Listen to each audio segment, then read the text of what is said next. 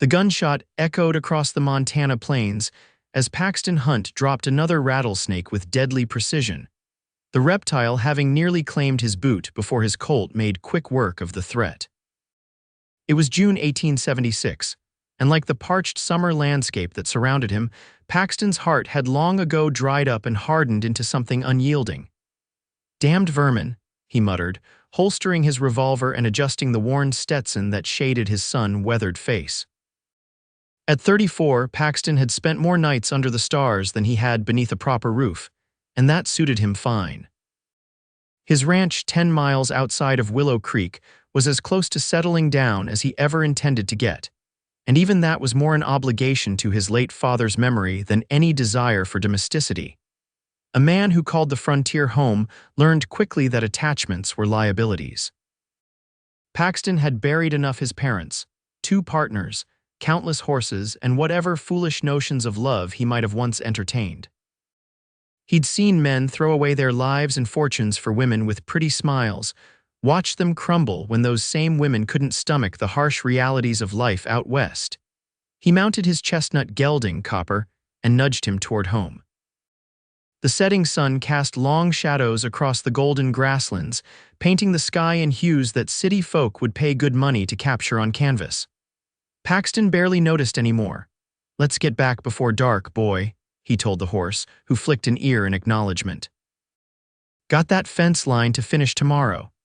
The lone ranch house appeared on the horizon, silhouetted against the fading light. Smoke from the morning's fire still curled lazily from the stone chimney. It was a solid structure, 2 bedrooms, a kitchen, and a front room built by his father's hands 20 years prior. The barn and corral stood nearby, housing Copper and 4 other horses Paxton kept for work and occasional breeding. He dismounted at the corral, removing Copper's saddle and bridle before setting the horse loose with the others. The routine was as familiar as breathing brush down the horse, check his hooves, ensure the water trough was full. Simple tasks for a simple life. Paxton entered the house, lighting a lantern against the encroaching darkness. The silence greeted him like an old friend as he set about preparing a modest supper of beans, salt pork, and coffee. He'd been cooking for himself since he was 12, after his mother succumbed to influenza. The meals weren't fancy, but they kept him alive. As he ate at the rough-hewn table, he reviewed his mental list of chores. The north fence needed mending after a storm had toppled a cottonwood across it. He had 2 horses to break for the Wilsons over in the next county. The general store in town was expecting him to deliver 3 deer carcasses by week's end. It was a life of work, solitude, and purpose exactly as he preferred it. The following morning came with the reliability of the sun. Paxton rose before dawn, as was his habit, and set about his morning chores. By midday, he'd repaired half the damaged fence line when he spotted a dust cloud approaching from the east. Visitors were rare at the Hunt Ranch. Paxton's hand instinctively moved to his sidearm as he squinted against the sun to make out the approaching figure. A single rider on a paint horse moving at a steady pace. Not a threat, most likely, but caution had kept him alive this long. As the rider drew closer, Paxton's eyes narrowed. A woman. Alone, both circumstances unusual enough to raise his suspicion. He stood his ground, one hand still resting on his holster as the paint horse slowed to a stop about 20 feet from where he stood. "You're trespassing, madam," he called out, his voice rough from disuse. The woman pushed back the wide brim of her hat, revealing a face that caused Paxton's next words to catch in his throat. She wasn't conventionally beautiful, her features were too strong for that, but there was something arresting in her clear gray eyes and the determined set of her jaw. "Mr. Hunt?" she asked, her voice carrying a slight Eastern accent. "Depends who's asking." She swung down from her horse with practiced ease, suggesting she was no stranger to riding. Her dress was practical split riding skirt, sturdy boots, and a man's shirt tucked in at the waist. Trail dust covered her from head to toe. "My name is Willa Thorne. I've come from Chicago regarding a matter of some importance." She reached into her saddlebag and withdrew an envelope. "I believe you knew my uncle, Samuel Thorne." The name hit Paxton like a physical blow. Sam Thorne had been his father's partner in the early days, before they'd had a falling out that Paxton's father had never fully explained. All he knew was that Sam had headed east some 20 years ago and never returned. "Sam Thorne is dead to me," Paxton said flatly. "Whatever business you think you have here, you're mistaken." The woman Willa didn't flinch at his tone. "He's dead to everyone now, Mr. Hunt. Uncle Samuel passed away 3 months ago." She extended the envelope. "He left instructions that I deliver this to you personally." Paxton made no move to take it. "I've got nothing to say to Sam Thorne, living or dead, and I've got work to finish. Town's 10 miles south if you're needing accommodations." He turned back to the fence post he'd been setting, driving the next nail with perhaps more force than necessary. He expected to hear her remount and ride away. Instead, the sound of boots on dry grass approached him. "My uncle said you might be difficult," Willa said, stopping a few feet away. "He also said you were honorable, even if you were as stubborn as a Missouri mule." "Your uncle didn't know me as well as he thought." Paxton didn't look up from his work. "I've ridden for 8 days to find you, Mr. Hunt. I'm not leaving until you at least read what he had to say." Something in her tone, a mixture of determination and fatigue, made Paxton pause. He turned to face her, taking a moment to really look at her. Despite her obvious exhaustion, she stood straight-backed and resolute. Her gray eyes met his without wavering. "8 days alone is foolish for anyone in this territory, let alone a woman," he said. A flash of something irritation perhaps crossed her face. "I'm quite capable of taking care of myself, Mr. Hunt, and I wasn't entirely alone. I hired guides for the more difficult stretches. And they left you to approach a stranger's property unaccompanied, some guides. I paid them to bring me to Willow Creek. Finding your ranch was my responsibility." She held out the envelope again. "Please, just read it.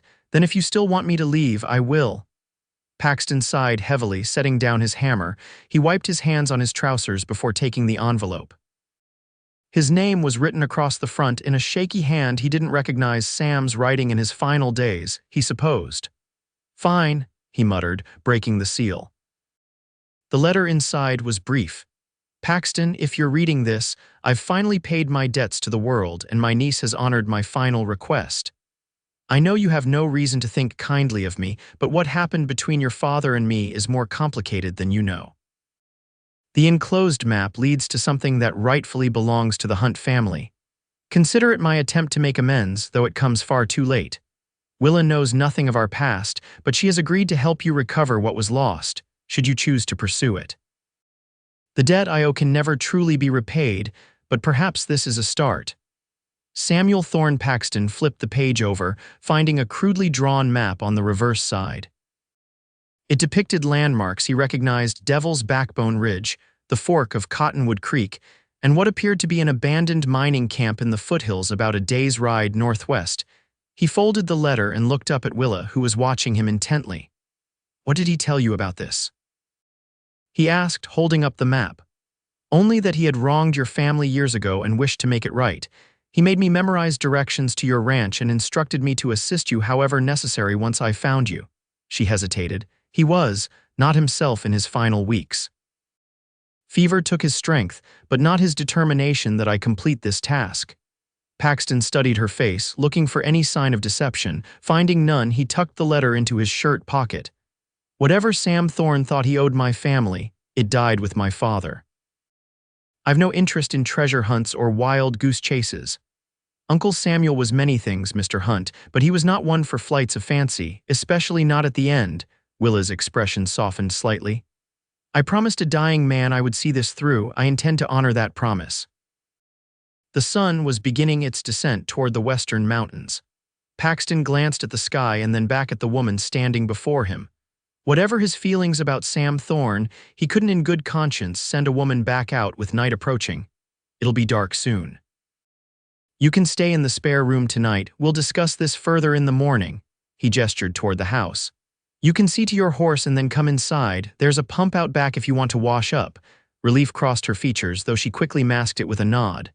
"Thank you, Mr. Hunt." "Paxton," he corrected, surprising himself. "If you're staying under my roof, might as well use my name." "Paxton," she repeated, a hint of a smile touching her lips. "And I'm Willa, not Madam." He watched as she led her paint toward the corral, noting the ease with which she handled the animal.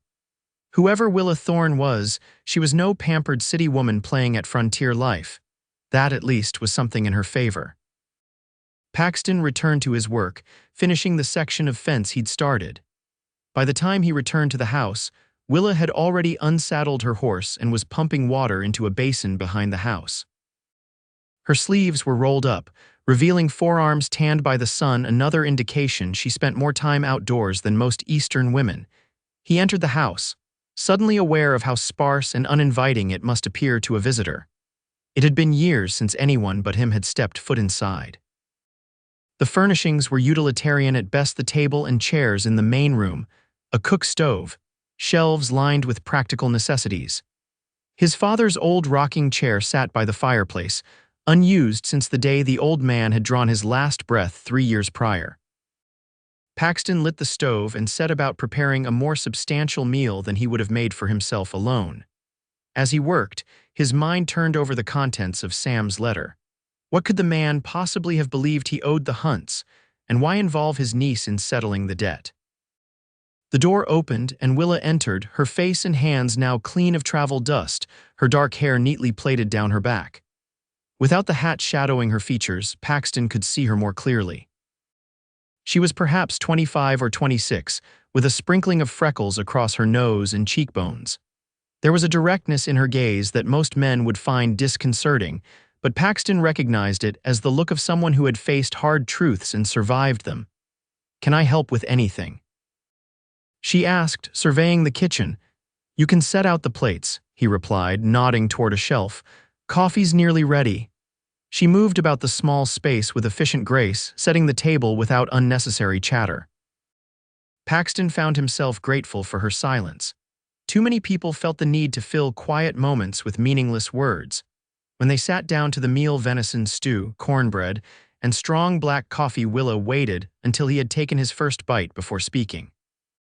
"You don't believe there's anything to my uncle's map, do you?"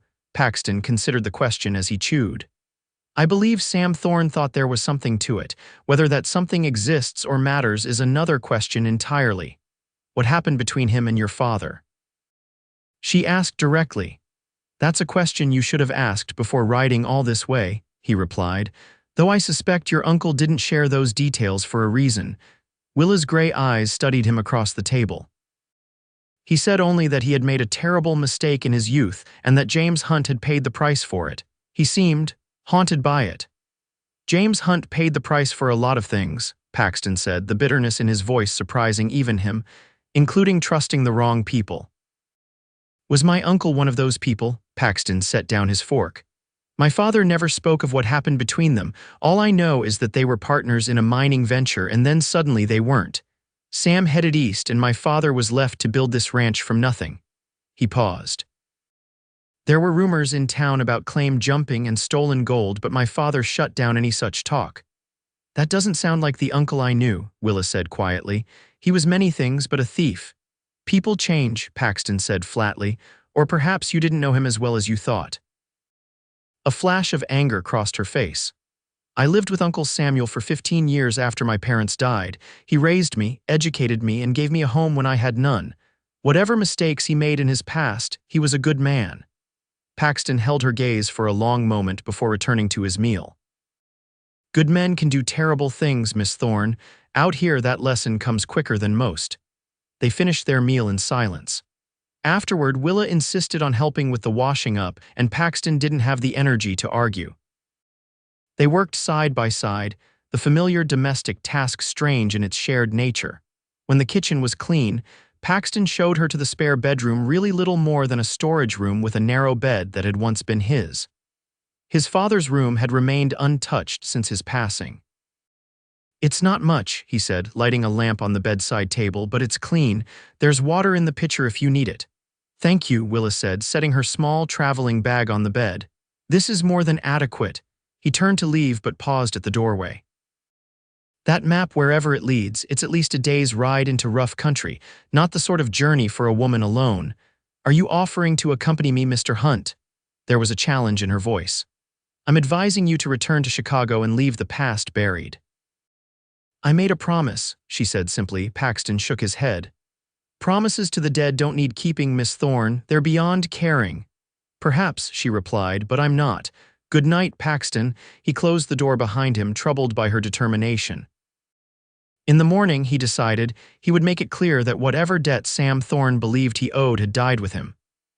Willa Thorne would return east, and Paxton would continue his solitary existence, unburdened by ghosts from the past. Sleep came slowly that night. The knowledge that another person, a woman, was under his roof made the house feel strange and unfamiliar. Several times he caught himself listening for sounds from the spare room, though whether out of concern or something else, he couldn't say. When he finally drifted off, his dreams were a confused jumble of memories: his father's stoic face, the sound of his mother's laughter, fading now after so many years, and the image of gray eyes watching him across a firelit table. Morning arrived with the first light of dawn filtering through the curtainless windows. Paxton rose, dressed, and stepped quietly through the house, careful not to wake his guest. He had chores to attend to, regardless of whose bed occupied his spare room. He was surprised, therefore, to find Willa already in the kitchen, stoking the cook stove. She had dressed in the same practical attire as the previous day, though her hair was loose about her shoulders, not yet braided for the day. "You're up early," he observed, reaching for the coffee pot. "Farm habits," she replied. "Uncle Samuel kept a small property outside Chicago. The chickens don't wait for the sun." "You worked the farm with him?" Paxton tried to reconcile this information with the educated speech and confident manner she displayed. "I did what was necessary," she said, measuring coffee grounds into the pot. "Uncle believed in practical education alongside books and figures. A progressive thinker, he was." She poured water into the pot and set it on the stove. "I found some eggs in the pantry. I hope you don't mind." Paxton nodded, moving to the door. "I need to see to the horses. Help yourself to whatever you find." Outside, the morning air was crisp, the sky transitioning from the pale pink of dawn to clear blue.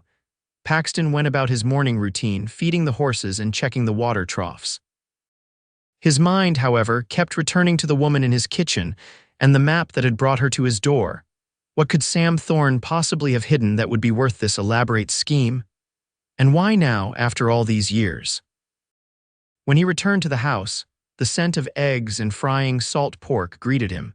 His stomach rumbled in response. It had been a long time since anyone had cooked for him. Willa had set the table and was just transferring the food to plates when he entered. Her hair was now neatly braided, and she had rolled her sleeves up past her elbows again, revealing those same sun-kissed forearms. "You didn't have to cook," he said, washing his hands in the basin by the door. "Consider it payment for the lodging," she replied, taking a seat. They ate in surprisingly comfortable silence for a few minutes before Willa spoke again. "I've been thinking about the map," she began. "I've been thinking you should return to Chicago," Paxton countered. She set down her fork, meeting his gaze directly. "Mr. Hunt Paxton, I understand your reluctance, but I made a promise to my uncle and I intend to keep it, with or without your help. The territory beyond Devil's Backbone is no place for a woman traveling alone. There are outlaws, hostile Indians, and natural dangers aplenty." "Then it seems we have a dilemma, because I'm going with or without you." Paxton studied her face, seeing no hint of uncertainty or fear, just that same quiet determination he'd noted the day before. "Why is this so important to you?" he asked finally. "A promise to a dying man doesn't explain risking your life for what's likely a wild goose chase." Willa was quiet for a moment, her eyes dropping to her plate. When she looked up again, there was a vulnerability in her expression that hadn't been there before. "Uncle Samuel was the only family I had. He took me in when I was 11 after influenza claimed my parents. Everything I am, everything I have, I owe to him." She swallowed hard. In his final days, he was tormented by regret. This, whatever it is, mattered deeply to him. "It was the last thing he asked of me, and if it turns out to be nothing, then at least I will have tried," she said simply. "Can you say you're not the least bit curious about what your father's former partner felt he owed your family?" Paxton pushed his empty plate away, considering her words. The truth was, he was curious. His father had rarely spoken of the past, and the sudden dissolution of his partnership with Sam Thorne had always been a mystery. "2 days," he said finally. "I'll give you 2 days. We'll ride out this morning, camp overnight if necessary, and be back by tomorrow evening. If we find nothing, you agree to return to Chicago and leave this business buried where it belongs." Relief and triumph flashed across Willa's face before she composed herself. "Agreed. 2 days." "And you follow my lead," Paxton added. "The terrain beyond the ridge is treacherous and I won't have your death on my conscience. I'm a capable rider, Mr. Hunt, and not as delicate as you seem to believe. It's not about delicacy, Miss Thorne, it's about experience." "I know that country you don't," she nodded, conceding the point. "Fair enough. When do we leave?" "As soon as we're packed. Take only what you need: food, water, a bedroll, no unnecessary weight." An hour later, they were mounted and ready to depart. Paxton had packed provisions, ammunition, and basic medical supplies.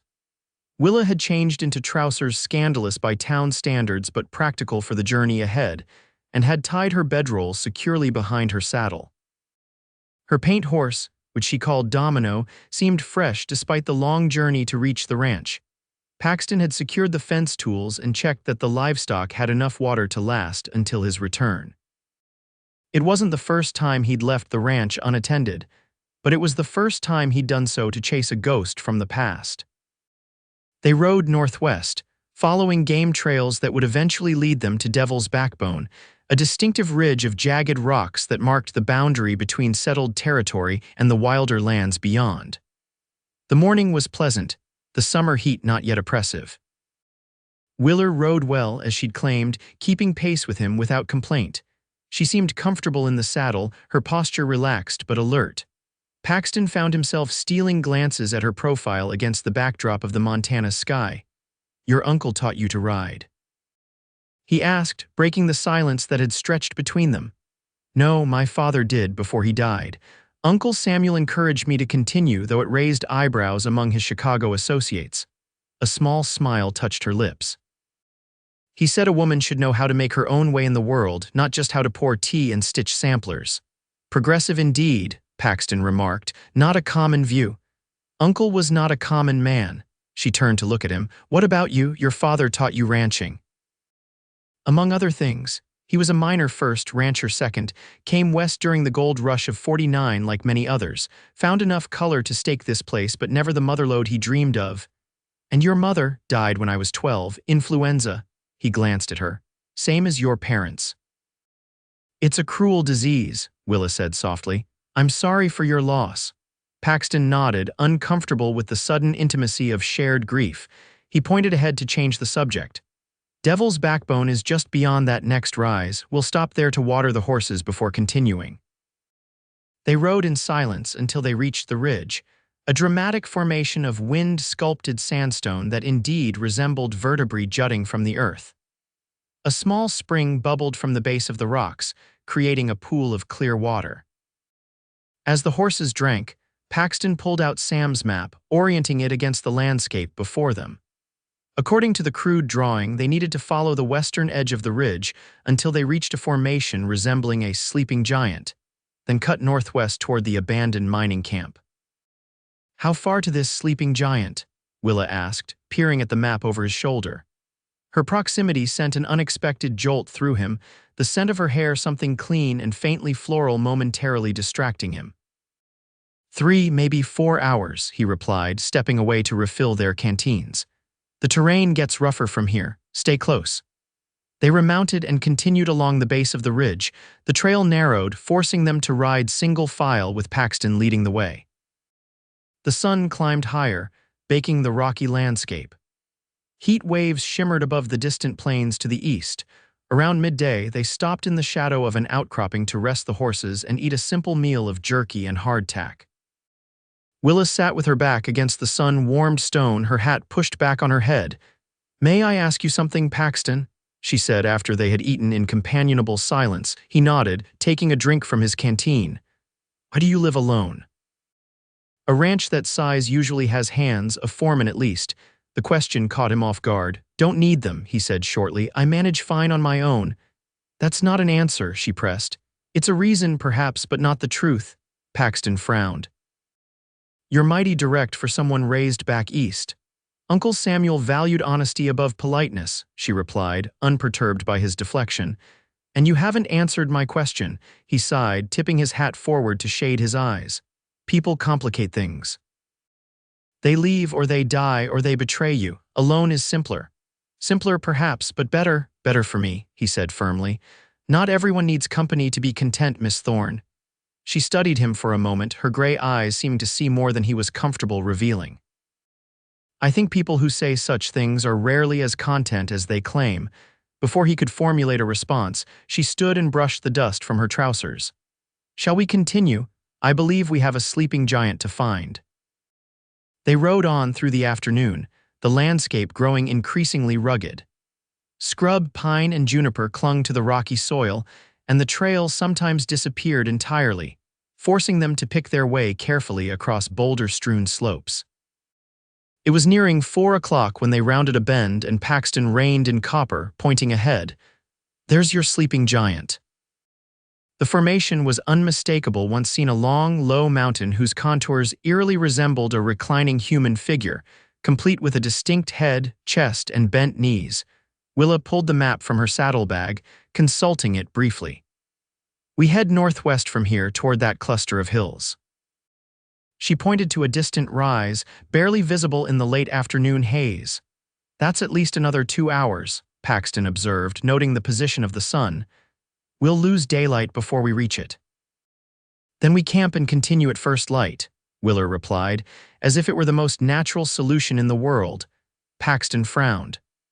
The prospect of spending the night alone with Willa Thorne hadn't factored into his calculations when he'd agreed to this expedition. It wasn't proper, for one thing, though propriety meant little in the wilderness. More concerning was his growing awareness of her as a woman, something he'd been trying to ignore since she'd arrived at his door. There's a protected hollow about a mile ahead, he said finally. We'll make camp there and get an early start tomorrow. The hollow turned out to be a small canyon formed by an ancient creek that had long since dried up. Protected from the wind by high walls, it offered natural shelter and enough vegetation to provide fodder for the horses. As Paxton unpacked their supplies, Willa gathered dry wood for a fire. She worked efficiently, selecting only the driest branches and arranging them in a neat pile near the spot he had cleared for their camp. You've done this before, he observed as she returned with a final armload. Uncle and I used to camp in Wisconsin during the summers, she explained, kneeling to arrange the wood. He said too many people lived their entire lives without ever sleeping under the stars. Your uncle sounds like he would have been more at home out west than in Chicago. I think he was, she said thoughtfully, but something kept him in the east, or perhaps something prevented him from returning west. Paxton struck a match, lighting the kindling she had arranged. Something like guilt, perhaps. Willa looked up sharply. You still believe he wronged your family somehow? His own letter admits as much, Paxton reminded her, and men don't typically flee successful partnerships to start over in a strange city unless they have reason to run. Or unless they're forced out, she countered. You said yourself you don't know what happened between them. Paxton fed a larger piece of wood to the growing flames. True enough, I suppose we'll know more if this map of his leads anywhere worthwhile. As darkness fell, they prepared a simple meal of beans and salt pork, supplemented with the last of the bread Willa had purchased in Willow Creek. The fire cast a warm glow across their small camp, keeping the chill of the desert night at bay. After they had eaten, Paxton spread his bedroll on one side of the fire, and Willa arranged hers on the opposite side. The propriety of the arrangement wasn't lost on either of them, though neither commented on it. Paxton leaned back against his saddle, which served as a makeshift pillow, and looked up at the star-filled sky. The Milky Way stretched across the heavens like a river of light, more brilliant here, away from even the modest lights of Willow Creek than anywhere else. It's beautiful, Willa said softly, following his gaze upward. In Chicago, you can hardly see the stars at all, too much smoke and too many gas lamps. One advantage to being in the middle of nowhere, Paxton replied. Is that how you see it, nowhere? She turned to look at him across the fire, her face partially shadowed but her eyes catching the firelight. It's what most would call it. But not you, she said, and it wasn't a question. Paxton was silent for a moment, considering. No, he admitted finally, not me. This land may be harsh, but it's honest. It doesn't pretend to be something it's not. Unlike people. Unlike most people, he agreed. Willa pulled her blanket higher against the cooling night air. Uncle Samuel used to say that the truest measure of a person is what they do when no one is watching. Wise man, Paxton acknowledged, though it seems he had his own secrets. Don't we all? She murmured, her eyes still on him. The question hung between them, intimate in the shared darkness. Paxton found himself wondering what secrets lay behind those gray eyes, what experiences had shaped the remarkable woman who had ridden alone into unknown territory on a promise to a dead man. "Get some sleep," he said finally, his voice rougher than he'd intended. "We've got a long day ahead." Willa nodded, settling onto her bedroll. "Good night, Paxton." "Good night, Willa." As he lay watching the fire slowly die down to embers, Paxton couldn't help but notice how the presence of another person, this particular person, had altered the familiar rhythm of his solitary life. For the first time in years, the silence of the night felt less like comfort and more like something missing. He woke before dawn, habit rousing him even in unfamiliar surroundings. The fire had burned down to ash, and the air held the peculiar stillness that precedes sunrise. Across the remnants of their campfire, Willa slept peacefully, her dark hair spread across her makeshift pillow, one hand tucked beneath her cheek. Paxton looked away, uncomfortable with watching her in such a vulnerable state. He rose quietly and moved to check on the horses, giving himself a task to focus on besides his unexpected companion. By the time he returned, Willa was awake and rekindling the fire with practiced hands. She looked up as he approached, offering a small smile. "Coffee?" she asked, already reaching for the pot. "Please," he replied, setting down the canteens he had refilled from a nearby seep. They prepared a quick breakfast of hardtack softened in coffee and the last of their jerky. The rising sun painted the canyon walls in shades of gold and amber, promising another clear, hot day. "How far to the mining camp?" Willa asked as they packed up their gear. Paxton consulted the map again.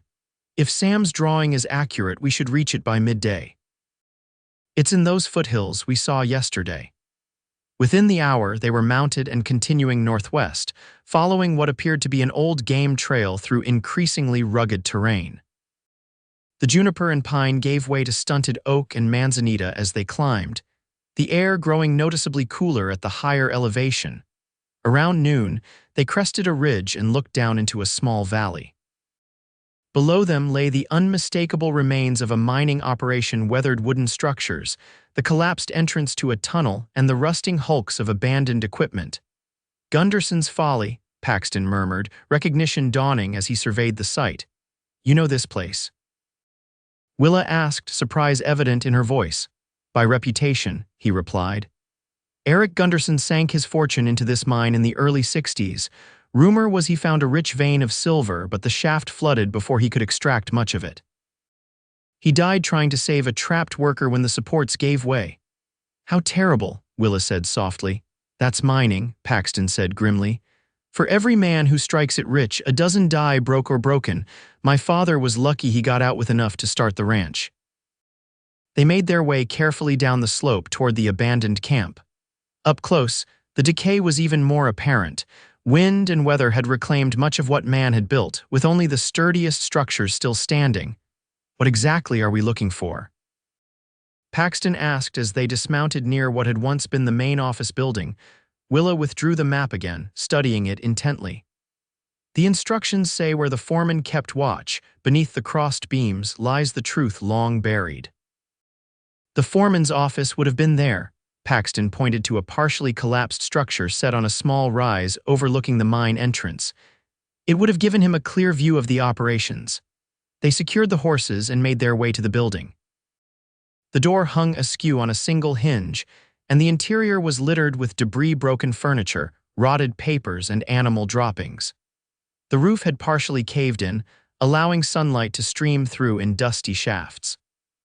"Crossed beams," Willa murmured, looking up at the ceiling's exposed framework. There, she pointed to where two support beams had fallen to form an X near the back corner of the room. Paxton moved carefully across the unstable flooring, testing each step before committing his weight. The floor beneath them seemed solid, he observed, kneeling to examine the area. And recently disturbed. The planks showed fresh scratches as if they had been pried up and replaced, Using his knife, Paxton worked at the seam between two boards until he could get a grip and lift. The plank came away easily, revealing a small space beneath.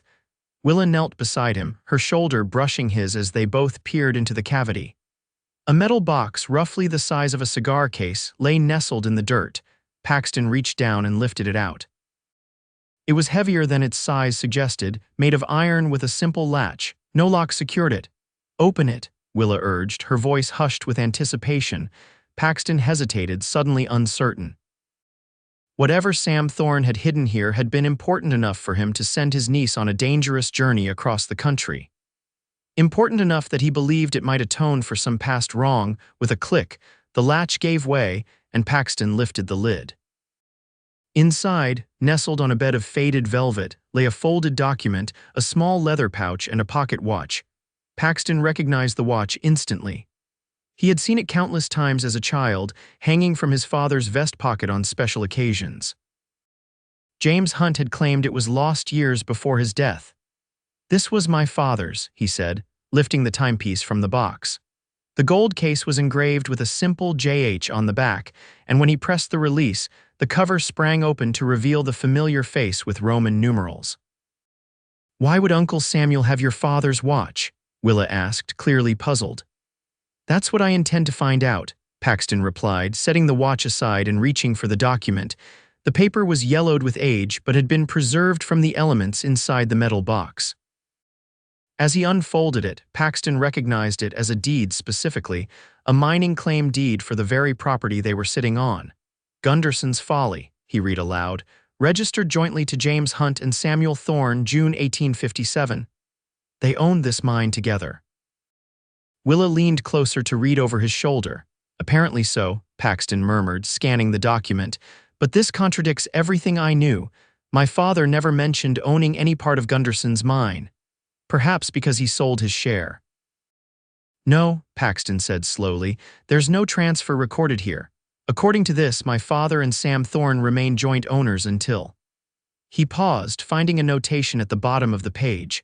"Until October 1859, when ownership transferred solely to Eric Gunderson." "But why would they sell a silver mine?" Willa asked. "Especially one rumored to be productive." Paxton reached for the leather pouch, loosening the drawstring. When he appended it into his palm, a half-dozen uncut gemstones tumbled out, deep blue sapphires that caught the sunlight streaming through the broken roof. "Because they found something more valuable than silver," he said quietly, staring at the stones. "Montana sapphires. Rare and worth a fortune back east," Willa gasped softly. "Are those real?" "Very," Paxton confirmed, "and there must have been more, much more." He returned to the deed, reading more carefully now. The transfer to Gunderson included a substantial sum, enough to explain how his father had purchased the ranch and established himself comfortably. "But this doesn't explain what happened between them," Willa said, voicing Paxton's own thoughts. "If they sold the mine together and both profited, then why did Sam go east and my father stay? Why was there bad blood between them?" Paxton shook his head. "There's something we're still missing." As if in answer, he noticed a folded note tucked into the back of the deed. It was newer than the other documents, the paper less yellowed. Sam's handwriting covered the page in a shaky scrawl. "Paxton, if you're reading this, you found what I've kept hidden these many years. The sapphires are the last of what your father and I discovered before we sold the mine to Gunderson. We agreed to divide them equally, but when the cave-in occurred and your father was injured saving my life, I made a terrible decision. While he lay unconscious, I took more than my share and fled east, leaving him to face Gunderson's accusations alone. The rumors you may have heard about theft were true, but it was I who was the thief, not your father. James never exposed me, even when Gunderson threatened him. He protected me at great cost to his reputation. When I reached out years later to make amends, he returned my letters unopened. His honor was always greater than mine. The sapphires enclosed are rightfully yours, the balance of what I took that was never mine. The watch was a gift from your father to me on the day we discovered the sapphires. I've kept it as a reminder of my shame and his integrity. I know this confession comes too late for forgiveness, but perhaps it brings some peace to know your father was the man you believed him to be, honorable to the end." Samuel Thorne. Paxton read the letter twice, then handed it silently to Willa. As she read, he lifted his father's watch again, running his thumb over the smooth gold case. He remembered how his father would check the time each evening before dinner, the familiar ritual marking the transition from work to family time. "I had no idea," Willa said softly when she finished reading. "All these years he never spoke of it." "Nor did my father," Paxton replied. "He carried the burden of those rumors rather than expose his former partner." "I'm so sorry," she said, her gray eyes filled with genuine regret. What Uncle Samuel did was unforgivable. "And yet he sought forgiveness in the end," Paxton observed, looking again at the sapphires glittering in his palm. "These stones are worth a small fortune." "They're yours by right," Willa said firmly. "Uncle Samuel was clear about that." Paxton carefully returned the stones to the pouch and placed it, along with the deed and letter, back in the metal box. Only the watch he kept out, slipping it into his vest pocket where his father had once carried it. "We should head back," he said, rising to his feet. "We've found what we came for." Willa nodded, but her expression had grown troubled. "Does this change how you feel? About my uncle, I mean?" Paxton considered the question as they made their way back to the horses. The revelation of Sam Thorne's betrayal should have deepened his resentment, yet somehow the man's final confession had the opposite effect. There was something honorable in facing one's worst deeds at the end of life. "I think," he said slowly, "that your uncle was a man who made a terrible mistake and spent the rest of his life regretting it. That doesn't excuse what he did, but it does explain why he sent you here." "To make amends," Willa said, "and to ensure you knew the truth about him," Paxton added. "Good and bad." They mounted their horses and began the journey back toward Devil's Backbone, riding side by side where the trail permitted. The afternoon sun cast long shadows before them as they descended from the foothills. "What will you do with the sapphires?" Willa asked after they had ridden in companionable silence for some time. "I'm not sure," Paxton admitted. "The ranch needs improvements, a new barn, maybe hire a hand or two for the busy seasons." He glanced at her. "What about you? Will you return to Chicago now that your promise is fulfilled?" Something flickered across her face, uncertainty, perhaps, or hesitation. "I suppose I must. Though there's little waiting for me there now. Uncle Samuel's farm will be sold to settle his debts. You have no other family, no husband waiting." The question felt oddly personal, but Paxton found himself needing to know. "No," she said with a small smile. "No husband. Uncle raised me to be independent, perhaps too much so for most men's tastes, and no family except distant cousins I've never met." "What will you do? Teach, perhaps?" "I'm qualified for a position at the ladies' seminary where I studied. Or perhaps open a small shop. Uncle left me enough for that, at least." They made camp that night at the base of Devil's Backbone, in a different spot than before, but with the same routine. As they sat by the fire after their evening meal, Paxton found himself studying Willa's profile in the flickering light. In just 2 days, she had appended everything he thought he knew about his father's past. More than that, she had disturbed the careful solitude he had built around himself. The thought of her returning to Chicago, of never seeing her again, created an unexpected hollow feeling in his chest. "What are you thinking?" she asked, catching him watching her. "That you're not what I expected," he admitted. "What did you expect?" "An Eastern lady ill-suited to the rigors of the territory, someone who would complain about the dust and the heat and the lack of proper accommodations." Willa laughed softly. "I may have been raised in Chicago, but I'm hardly delicate. Uncle made sure of that." "I've noticed," Paxton said, a smile touching his lips. "You're as comfortable in the saddle as any ranch hand and can start a fire faster than most." "High praise indeed," she teased, but her eyes were warm in the firelight. Silence fell between them again, but it was a comfortable silence, the kind shared by people who had no need to fill the air with unnecessary words. Paxton found himself reluctant to see the night end, though he knew they should rest for the journey back to the ranch tomorrow. "It's strange," Willa said finally, her voice quiet in the darkness. "I came here to fulfill a promise to my uncle, but I feel as though I've found something I didn't know I was looking for." "What's that?" Paxton asked, his heart beating a little faster than normal. She looked up at the star-filled sky. "A sense of belonging, perhaps. Chicago never truly felt like home, despite the years I spent there, out here under this endless sky." She trailed off, searching for words. "It feels right, somehow." Paxton understood exactly what she meant. It was the same feeling that had kept him on the ranch when he could have sold it after his father's death and sought an easier life elsewhere. The territory gets under your skin, he acknowledged. It's not an easy life, but there's a freedom to it that you can't find back east. Is that why you stay? Freedom, the question made him pause. Why did he stay, enduring the isolation and hardship of ranching alone? Partly, he said honestly. And partly because it's the only home I've ever known. My father built something here from nothing. Carrying on his work feels like honoring him somehow. Even more so now that you know the truth about him and Uncle Samuel, Willa observed. Yes, Paxton agreed, knowing he chose integrity even when it cost him. It matters. As the fire burned low, they prepared for sleep, spreading their bedrolls on opposite sides as before. But tonight, the distance between them felt arbitrary, a concession to propriety that seemed increasingly irrelevant in the face of the connection growing between them. "Good night, Paxton," Willa said softly as she settled beneath her blanket. "Good night, Willa," he replied, watching as she closed her eyes. Long after her breathing had deepened into sleep, Paxton remained awake, his father's watch in his hand, its familiar weight a tangible link to the past. For years, he had believed he understood his life and his place in it. Now, in the span of 2 days, a woman with gray eyes and uncommon courage had challenged everything he thought he knew about his father, about himself, and about the solitary future he had planned. Morning came with a clarity that only the desert can provide, the air crisp and clean, the sunlight sharp as it touched the eastern horizon. Paxton woke to find Willa already up and tending to the horses, her movements quiet so as not to disturb him. They broke camp efficiently, both aware that the comfortable rhythm they had established would soon end. By evening, they would be back at the ranch, and then decisions would need to be made about what came next.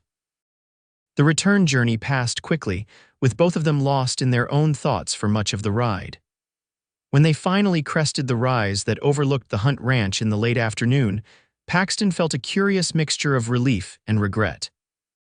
"Home," he said, reining in copper to survey the familiar buildings below.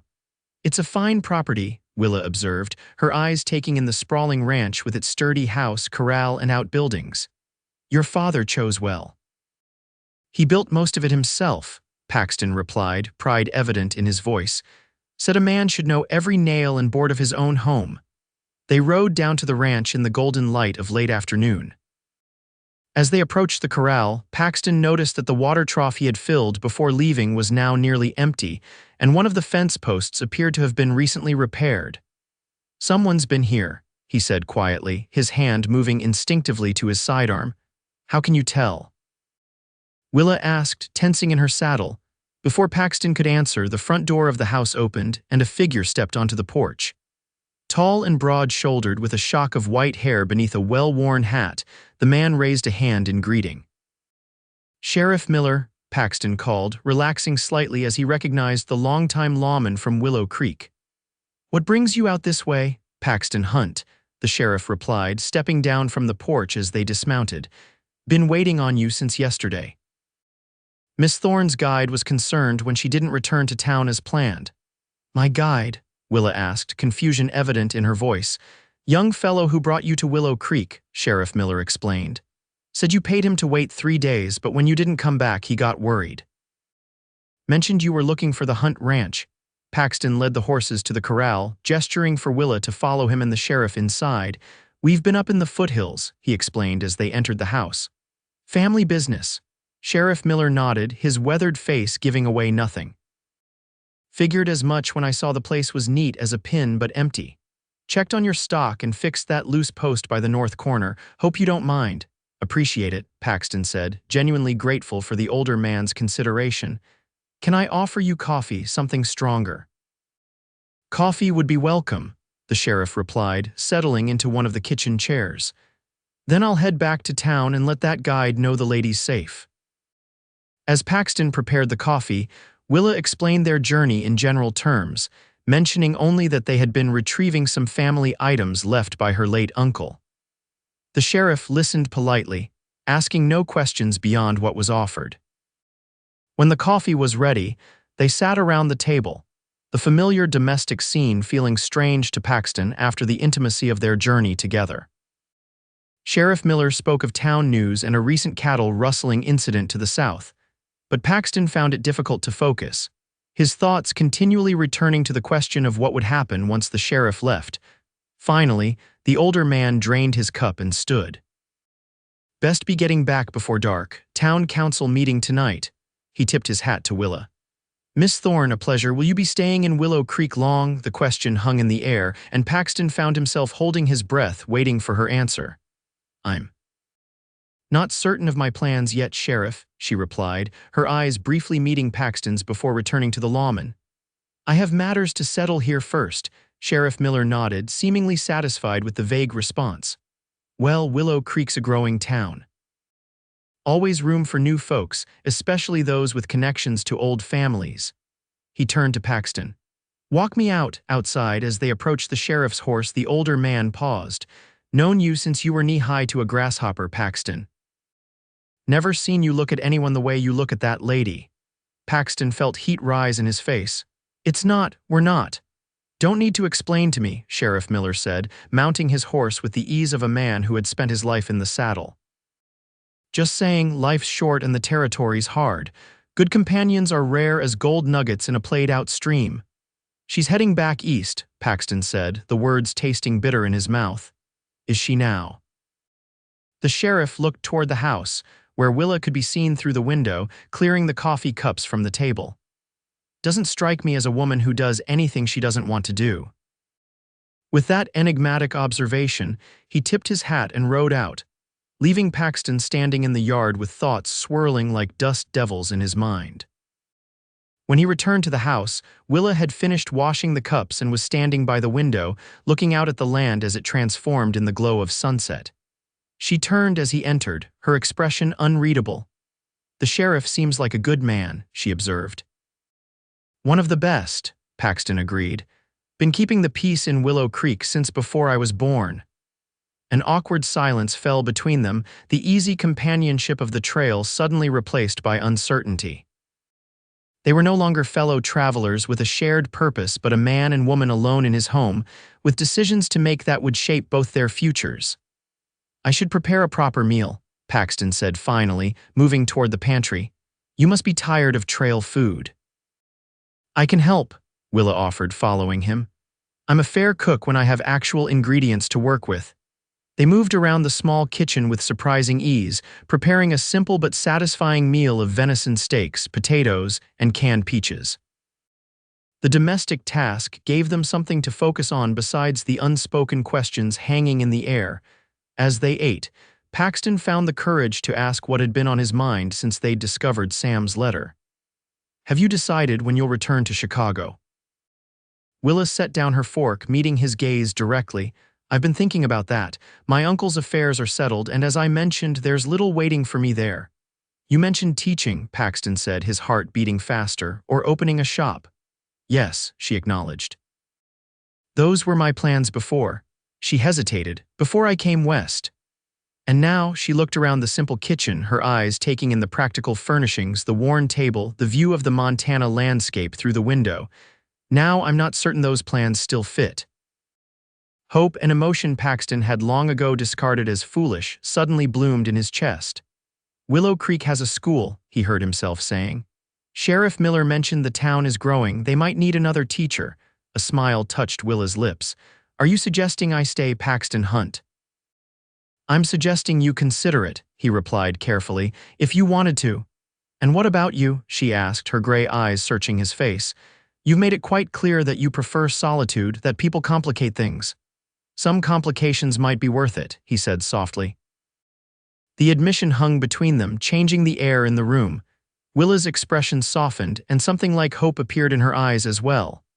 "I would need a place to stay," she said, her voice equally soft, "while I inquired about positions in town."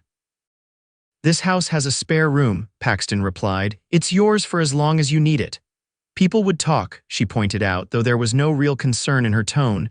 "People always talk," he countered. "Doesn't make it our concern." Willa smiled then, a genuine smile that transformed her face and sent a jolt of something warm and unfamiliar through Paxton's chest. No, she agreed. I suppose it doesn't. That night, as they sat on the porch watching the stars emerge in the vast Montana sky, Paxton felt a peace he hadn't known in years. Willa sat beside him in his father's old rocking chair, her presence no longer disruptive but somehow essential, as if she had always belonged there. "Tell me about the ranch," she said as the last light faded from the western horizon. "What do you raise? How many acres?"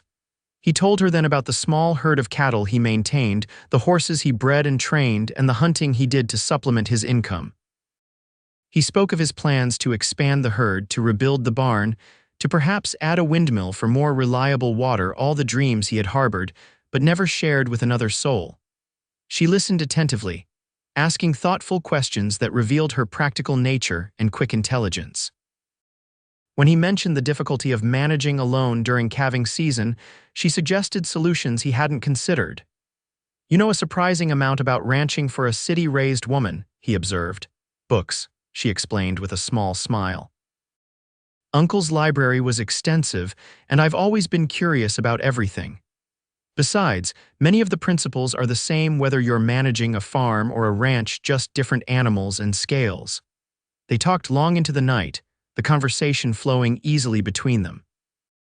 Paxton found himself speaking of things he had never discussed with anyone: his mother's death, his father's quiet strength, the loneliness that had become so familiar he hardly noticed it anymore. "It doesn't have to be that way," Willa said gently when he fell silent. "Alone isn't the only way to be strong." "I'm beginning to see that," he admitted, reaching out hesitantly to take her hand, her fingers twined with his, warm and steady. They sat in companionable silence, watching the moon rise over the distant mountains, their joined hands a bridge between separate lives now growing inexorably toward a shared future. The next morning, Paxton woke with a lightness he hadn't felt in years. The knowledge that Willa was under his roof, that she was considering staying, filled him with an unfamiliar optimism. He found her already in the kitchen, preparing breakfast as if she had always belonged there. She had pinned her hair up, revealing the graceful line of her neck as she worked at the stove. "Good morning," he said, pausing in the doorway to take in the sight of her in the morning light. She turned, a smile warming her face. "Good morning. I hope you don't mind I found some eggs and ham. Thought we deserved a proper breakfast after all that trail food." "Mind, not at all." He moved to pour coffee for them both. "Did you sleep well?" "Better than I expected," she admitted. "There's something about the quiet here that's restful." They ate breakfast together, making plans for the day. Paxton needed to check on his cattle in the north pasture, and Willa expressed interest in accompanying him. "I'd like to see more of the ranch," she explained. "If I'm to stay for a while, I should know the lay of the land." The casual way she referenced staying sent a surge of pleasure through him. "It's a fair ride," he warned, "and the sun will be hot by midday." "I believe I've proven I can handle a day in the saddle," she replied with a teasing smile. And so they rode out together after breakfast, Paxton leading the way across his property. He showed her the creek that provided water year-round, the meadows where the grass grew lush even in summer, and the stands of pine that offered shelter during winter storms. As they crested a rise overlooking the north pasture, Willa reined in her horse beside his, surveying the land spread before them. About 40 head of cattle grazed in the valley below, their reddish-brown coats distinctive against the green grass. "Herefords," she noted approvingly. "Good choice for this climate." "My father started with Longhorns," Paxton explained, "but switched to Herefords about 15 years ago. Better meat and they handle the winters better." "It's beautiful land," Willa said softly. "Your father chose well." "It is," Paxton agreed, looking at the property with fresh eyes. "Plenty of room to grow too. The next valley over belongs to the ranch as well, though I haven't run cattle there yet." "Why not? Need another water source," he explained, "and more fencing." "Haven't had the time or hands to manage it," Willa nodded thoughtfully. "The sapphires could fund that expansion." "They could," he acknowledged, surprised and pleased by her practical thinking. "Though part of me is reluctant to sell them, they're the last connection to my father's mining days." "You could keep a few," she suggested. "Sell the rest to invest in the ranch." They rode down to check on the cattle, Paxton noting with satisfaction that the herd looked healthy, with several new calves frolicking near their mothers. He pointed out particular animals to Willa, explaining his breeding program and plans for culling older stock in the fall. She asked intelligent questions, showing genuine interest in the operation. It struck Paxton how natural it felt to share these details with her, how easily she had slipped into his solitary world. As they returned to the ranch in the late afternoon, a comfortable silence between them, Paxton found himself imagining a future he had never considered before, one where the ranch house wasn't empty at the end of the day, where decisions were discussed across the dinner table, where the burden of running the place didn't rest solely on his shoulders. It was a dangerous line of thinking, he knew. Willa had agreed only to stay temporarily while she explored opportunities in Willow Creek. She had made no promises beyond that. Yet something in the way she looked at the land, in the questions she asked about the ranch's operations, gave him hope that she might see a place for herself here. That evening, as they sat on the porch watching another spectacular sunset, Paxton made a decision. Reaching into his pocket, he withdrew his father's watch. "I want you to have this," he said, holding it out to her. Willa's eyes widened in surprise. "Your father's watch? Paxton, I couldn't possibly not to keep," he clarified, "to hold for a while. It's been in my family for 2 generations now. I'd like you to wear it when you go into town tomorrow." "Why?" she asked, clearly puzzled. "Because then you'll have to come back," he said simply, "to return it." Understanding dawned in her eyes, followed by a soft smile. "You want assurance I'll return from town?" "I've learned to be cautious about people leaving," he admitted. "They don't always come back." She took the watch, her fingers brushing his in a touch that sent warmth up his arm. "I'll come back, Paxton, with or without the watch." "Nevertheless," he insisted. "Humor me." She slipped the timepiece into her pocket. "Very well, I'll carry it with me as a promise." The following day, Paxton drove Willa into Willow Creek in his wagon. The town had grown since its founding 15 years earlier, now boasting a proper main street with a general store, hotel, bank, and schoolhouse. Several smaller businesses lined the dusty thoroughfare, and new construction at the north end suggested continued expansion. As they pulled up in front of the general store, Willa adjusted her hat and smoothed her skirt. She had dressed more formally for the visit to town, wearing a blue cotton dress that complemented her dark hair and gray eyes. "I'll inquire at the school first," she said as Paxton helped her down from the wagon. "Then perhaps at the general store. I noticed they have a small book section that could be expanded." "I need to pick up supplies and check mail," Paxton replied. "Shall we meet at the hotel restaurant for lunch at noon?" She nodded, her hand briefly touching the pocket where his father's watch rested. "Noon it is." Watching her walk toward the schoolhouse, her back straight and her stride purposeful, Paxton felt a mixture of pride and anxiety. She moved through the world with such confidence, such capability. What if she found Willow Creek offered everything she needed and nothing that required his presence in her life? He pushed the thought aside, focusing instead on his errands. At the general store, he ordered supplies: flour, coffee, sugar, ammunition, and collected the mail that had accumulated during his absence. A letter from a horse buyer in Helena would need attention, and the newspaper from Bozeman contained information about cattle prices that might prove useful. At the post office, he found Thomas Wilson waiting to mail a package. The older man had been a friend of his father's and now ran the town's only bank. "Paxton Hunt," Wilson greeted him warmly.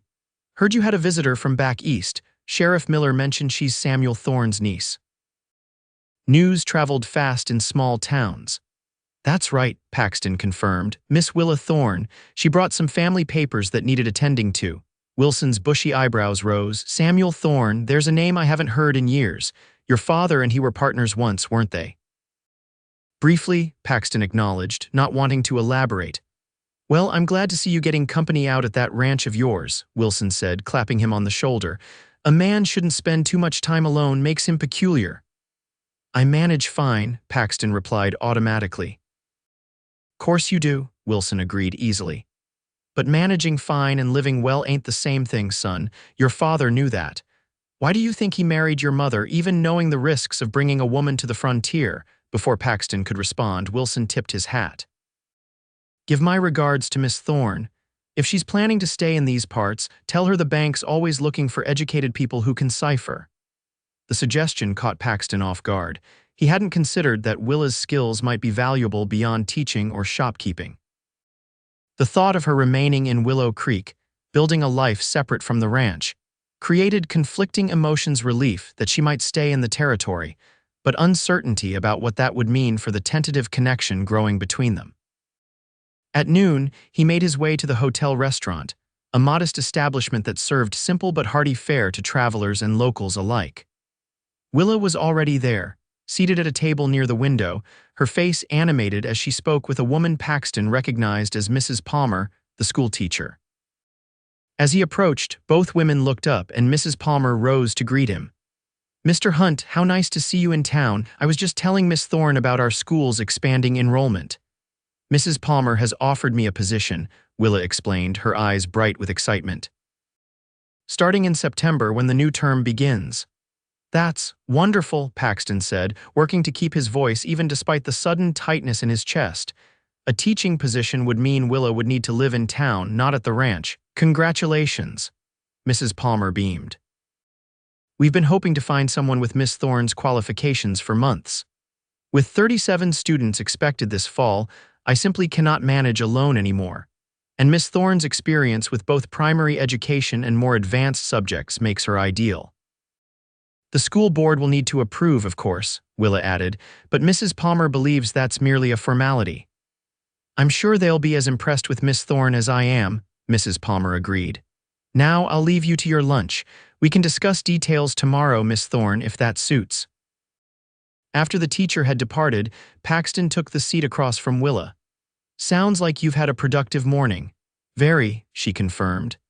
"And Mr. Wilson at the bank also expressed interest in hiring me for bookkeeping work, perhaps in the afternoons after school hours." "You've made quite an impression," Paxton observed, ignoring the hollow feeling expanding in his chest. "Willow Creek seems eager to welcome you." Willa studied his face, her perceptive eyes noting what he tried to hide. "You're disappointed," she said softly. "No," he denied quickly. "I'm pleased you've found opportunities. It's what you came to explore." She reached across the table, her hand covering his. "Paxton, I haven't accepted either position yet. I wanted to discuss them with you first." "With me? Why?" The question came out more abruptly than he'd intended. "Because they affect both of us," she replied, her gaze steady. "At least I hope they might." Hope flickered again in his chest. "How so?" "If I take the teaching position, I would need to be in town during the week," she explained. "The school board expects teachers to live near the schoolhouse, to be available for students and parents." "I understand," he said, working to keep disappointment from his voice. "But weekends and holidays would be my own," she continued. "And summers as well. I would need somewhere to spend that time." Understanding dawned slowly. "You're asking if you could still stay at the ranch on weekends." "I'm asking if there might be a place for me there," she clarified. "Not just as a temporary guest, but as something more permanent." The restaurant seemed to fade around them as Paxton focused entirely on the woman across from him. "What exactly are you proposing, Willa?" A faint blush colored her cheeks, but her gaze remained direct. "I'm not proposing anything, Paxton Hunt. That would hardly be proper.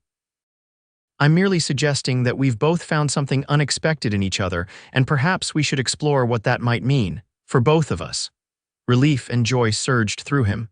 "I'm not a man who believes in accidents or coincidence," he said quietly.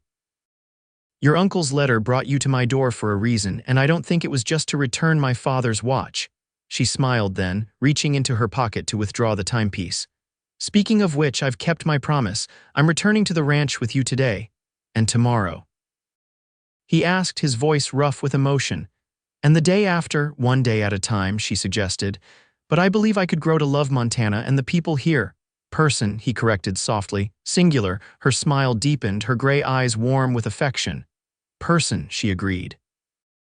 They finished their meal with lighter hearts, discussing practical matters when the school term would begin. Where Willa might stay in town during the week, how often she could reasonably travel between Willow Creek and the ranch.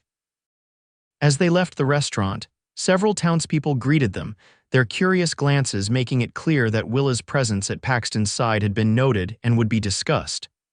For the first time in years, Paxton found he didn't mind being the subject of town gossip. They collected his supplies and loaded them into the wagon for the return journey. As they left Willow Creek behind, the familiar landscape opening before them, Paxton felt a sense of rightness that had been missing from his life for longer than he cared to admit. "It's strange," he said as they crested the rise that offered the first view of the ranch in the distance. "A week ago, I was convinced that solitude was all I needed or wanted. Now the thought of returning to that life seems empty." "People can change," Willa observed, echoing his words from days earlier. "Sometimes all it takes is seeing possibilities you hadn't considered before." "Is that what happened with you?" he asked. Seeing new possibilities, she was quiet for a moment, watching the landscape roll by. "When Uncle Samuel asked me to deliver his letter, I agreed out of duty and love for him. I never imagined I would find a place that called to me more strongly than anywhere I've lived before." She turned to look at him. "Or a person who made me question everything I thought I knew about myself." "And what have you learned?" Paxton asked, his heart beating faster. "That independence doesn't have to mean isolation," she said thoughtfully. "That strength can be found in connection as well as self-reliance. That sometimes the most unexpected journeys lead exactly where you need to go."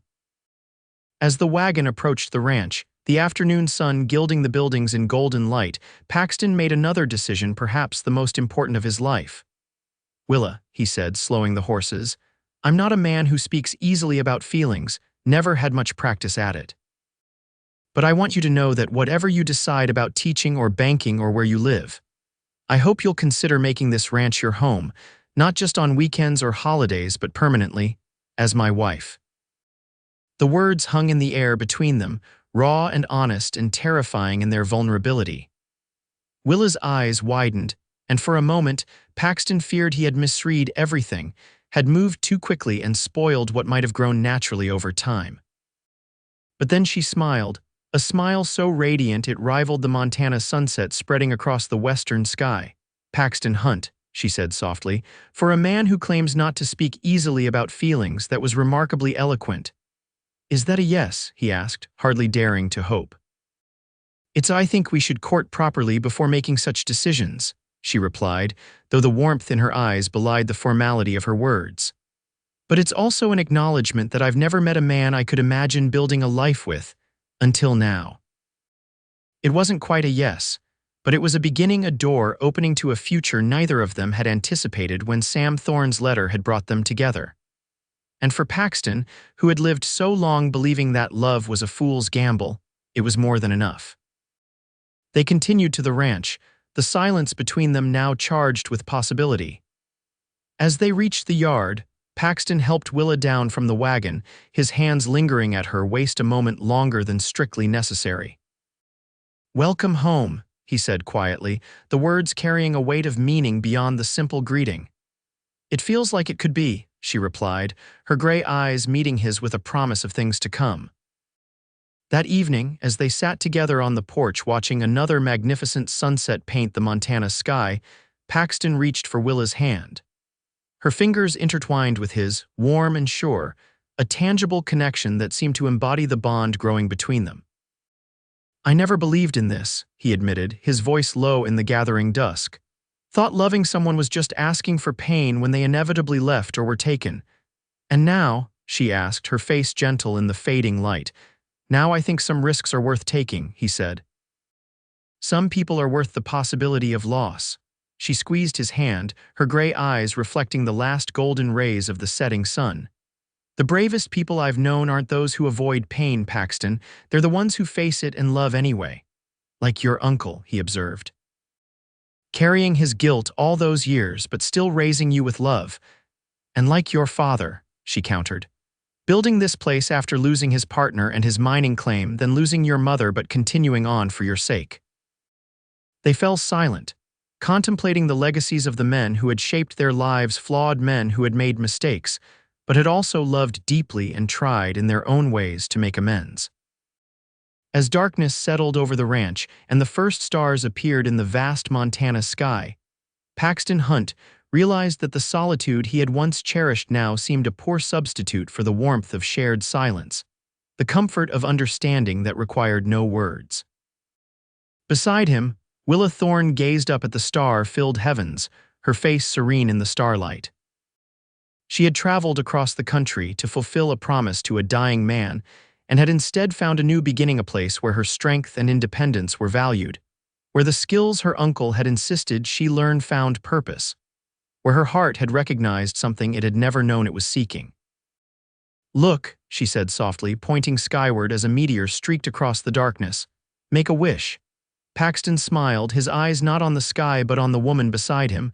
"Don't need to," he said simply. "Everything I could wish for is right here." In the months that followed, Willa divided her time between teaching in Willow Creek during the week and returning to the ranch on weekends. Their courtship progressed with the steady, unhurried pace of people who recognized the value of what they had found and were content to let it deepen naturally. By Christmas, with snow blanketing the Montana landscape in pristine white, Paxton placed his mother's ring on Willa's finger, and she said the yes that had been building between them since that first night she had sat across his fire. They were married in the spring, when the land awakened from winter's sleep and wildflowers dotted the meadows with color. The ceremony was small, just Sheriff Miller, the Palmers, Thomas Wilson and his wife, and a few other friends from town, but filled with more joy than the old ranch house had known in decades. Using some of the sapphires, they expanded the ranch operations, adding the water source needed for the second valley and hiring 2 hands to help with the increased workload. Willa continued teaching, her students thriving under her guidance, but her heart always returned to the ranch, to the home she had found with a man who had once believed love was for fools. In time, children came first, a son with his father's quiet strength and his mother's intelligent eyes, then a daughter whose determination matched both her parents. The ranch house expanded to accommodate the growing family, but its heart remained the same, a place of honesty and hard work, of shared burdens and simple joys.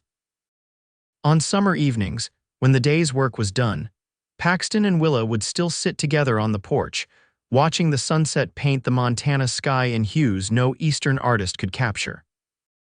Sometimes they would speak of the strange twist of fate that had brought them together, a letter from a dying man seeking redemption, a journey undertaken out of duty that had led to love. Other times they would sit in companionable silence, her hand in his, no words needed between 2 people who had discovered that the greatest freedom wasn't in isolation, but in finding the one person with whom solitude became a shared experience rather than a lonely one. And on those quiet evenings, with the vast Montana landscape spread before them and the stars beginning to appear in the darkening sky, Paxton Hunt, once convinced that love was a fool's gamble, would look at the woman beside him and silently acknowledge the most important lesson he had learned: that sometimes the greatest wisdom comes in allowing yourself to be proven wrong.